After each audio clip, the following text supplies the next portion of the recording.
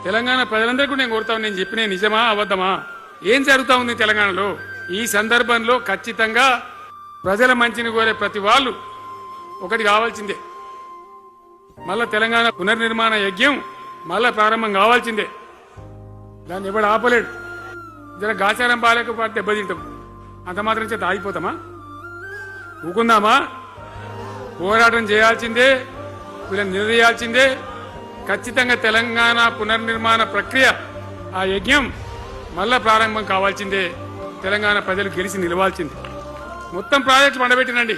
పాలమూరు ఎత్తిపోతల పథకం 90% పూర్తి చేసినాం. కొద్దిపాటి డబ్బుతో అయిపోతుంది. వలసల జిల్లా, కరువు జిల్లా, వాళ్ళ నాశనం పట్టిండ్రు. అన్ని అబద్ధాలు. ఒక్కటి కూడా క్రియాన్వితమైనటువంటి, ప్రజలకు పనికొచ్చేటువంటి ఏ రకమైన నిర్మాత్మక పని లేకపోగా కూల్చివేతలు, కాల్చివేతలు, పోలీస్ దాడులు, ఎవడన్నా ఎదురుగా మాట్లాడితే పని పట్టకపోవడు. ఇదా ఇది రాజకీయమా? ఈ రకమైన కథన